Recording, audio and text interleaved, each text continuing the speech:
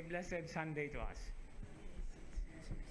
Today's gospel reading is just one of a number of sections in the Gospels where the very answer of Jesus actually is given in the form of a question. Muna giingon nila nga, kung naay mga maro sa panahon ni Jesus, mas maro po si Jesus. Precisely because the one asking him was a teacher of the law. And logic tells us, or common sense tells us, nga nung mangutana pa man siya, what is the greatest commandment? Lawyer good siya. Di ba? Kamu kunong abogado niya, mangutana mo og unsay balaod. Dili ba sigang matas mga tao ninyo? Kamoy abogado niya, mo kabulos balaod? No, but of course, Jesus was actually making this a way of not just conscientizing those who had, bad intentions against him, the malice that is actually part of their scheme, part of the way that they want to destroy Jesus. But Jesus was very, very much grounded on the Israelite tradition, most specifically on the understanding of the very heart of their being chosen as God's people. And this also goes to all of us as being loved by God in the way that we sometimes cannot, connect with God's plan and purpose for us, for ourselves. Now, what Jesus gave as an answer is a basic answer. Muna nga, Hudiyo gud si Jesus, nganong pangutan-on pa man. They learned this particular prayer, in fact, since childhood. 7 years old, they have to pray this every day, 5 times a day at most. And the first answer that Jesus gave was the so-called Shema Israel. Okay? Shema is Hebrew for listen, O Israel. The Lord, your God, the Lord is one, the Lord alone. And so the commandments would go, you shall love the Lord with all your heart, blah, blah, blah, blah, and go down the way. Taas galing ni kaayo because these are practically 4 to 5 verses that they pray every day. No? And, just to give you a sharing, when I teach the Pentateuch, with the theology seminarians, the first years, I always have them for the whole semester read the original text of what Jesus was answering in today's gospel reading. I have them read the Hebrew text, the Hebrew script, the Hebrew version of the Shema. Now it's Shema Yisrael, Adonai Eloheinu, Adonai Echad. So something like that, no?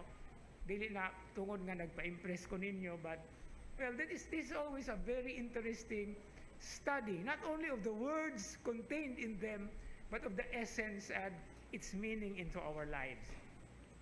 But Jesus was even wiser than we can think of, because when you ask, what is the greatest? Unsa may logic, greatest gani, usarag yun. But Jesus said, this is the first. And the second is this, quoting from Leviticus, actually, which is, you shall love your neighbor as yourself. And this is where Jesus is now presenting to us the summary of the Decalogue. Now, what is interesting about here as a background is, when rabbis and those who are experts of the law, when they talk about the law, instead of the 10, kay napulo man kasugo, they multiply it into so many different laws and legal precepts. And by far, now if we study rabbinic literature, there are 613 laws that are actually encased in order to preserve or to take to honor the 10 Commandments. Naidaghan pa kayong mga balaod nga ilang sundon. And the 613 is kadaghan ana, no? Maglisod na manggani tag 2 months na pulo, unsa una lang ka ng 613. But Jesus' attitude here, according also to the rabbinic tradition, is he summarized the Ten Commandments into two. Okay, love of God, first of all, and love of neighbor, which is actually essential in loving God.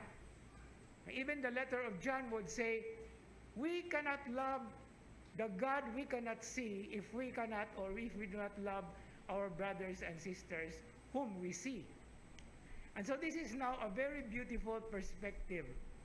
What Jesus is telling us, what Jesus was telling those who wanted to trick him and to trap him, is a matter of realizing that everything in the world, everything that we do, anything that is consequential about the things and the deeds that we are doing, always runs down to the bottom line, which is an expression of love. And love as expressed is not a matter of how many languages you know about love. Is it amor? It is amore? Is it love? Is it paghigugma? No? Is it pag-ibig? I don't know the other language, the other word for love, but it has a very common expression. It's not in the expression through words, but it is through deeds that we show, without counting the cost, as Saint Ignatius would say. And this is precisely the very challenge that we are actually confronting ourselves every day. From our waking up in the early hours or late hours of the morning until the latest night, time when we sleep. No, di na gani na gabi kay kadlaw naman usahay ta makatulog. Daghan kay tang mga gikuri-kuri. Sama pud nako sometimes, no? What is the love that is at the very bottom line, the very, very grain and vein of the things that we are doing? You shall love the Lord your God with all your heart for as long as we live, with all your soul, with the whole being, with all your mind, with everything that defines us as rational beings. And then loving others, our neighbors, as we love ourselves. Because sometimes there are ironical experiences that we actually have. We are able to love others, but we are not able to love ourselves. Naman na ba? Di ba? No? So, mag-una gyud ta diha kay unsaon man ato paghatag kung wala ta ni ana. That's why we can even quote the famous song, The Greatest Love of All. What is the line that is significant there? What is the greatest love of all? It's to love first yourself and then love others. Because it is not a one-way street. It is a two-way street. It's a traffic. It's a highway. No, that's why when we talk about love, we are constantly clashing with so many things. Priorities, desires, no, our likes, our dislikes, everything. But all boils down to one thing. At the end of the day, how have I loved? How am I loving? And what have I done for love? Mura matanig romantic ayo nga ipahinumduman, no? And so this is the thing that is constant in the very teaching that the Lord has entrusted to us. And finally, I would make a very interesting connection because Jesus at the end of today's gospel reading says, the whole law and the prophets depend on these two commandments. What are the whole law and the prophets? It is an expression of the Old Testament. Wala pa may New Testament sa panahon ni Jesus. But when they refer to the Hebrew Scriptures, the Old Testament, it is about the law and the prophets. It's not about one and another one. It's everything.